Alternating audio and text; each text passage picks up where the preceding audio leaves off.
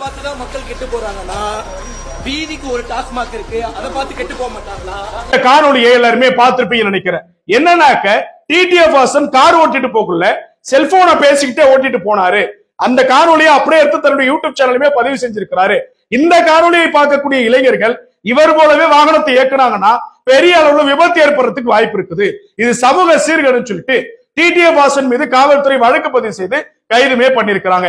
நேற்றைய தினம் டிடிஎஃப் வாசனை கோர்ட்டுக்கு ஆஜர்படுத்த கொண்டு வரும்போது டிடிஎஃப் வாசன் கேட்டிருக்கக்கூடிய ஒரு கேள்வி அப்படிங்கிறது சமூக ஊடகங்கள்ல பெரிய அளவுல வைரல் ஆகிட்டு இருக்குது.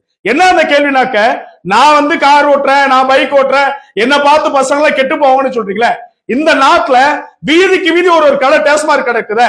இந்த டாஸ்மாக் கடையில குடிச்சிட்டு யாரும் கெட்டு போக மாட்டாங்கன்னு சொல்லியிருக்கக்கூடிய அந்த கேள்வியும் அந்த வார்த்தையும் தான் பெரிய அளவுல யோசிக்க வைக்குது. டிடிஎஃப் வாசன் செஞ்சது சரி நாம சொல்ல வரல, ஆனா டிடிஎஃப் வாசன் கேட்டிருக்கக்கூடிய கேள்வி சரி.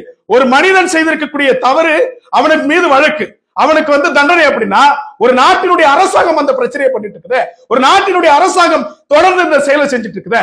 நாங்க மக்களை பார்த்துப்போம், மக்களுக்காக நாங்கள் சொல்லிட்டு மேடைகளில் முழங்கக்கூடிய அரசாங்கம் வீதிக்கு ஒரு மதுக்கடைகளை திறந்து வைத்து தினந்தோறும் நூற்றுக்கணக்கான விபத்துகளையும் இறப்புகளையும் ஏற்படுகின்றது.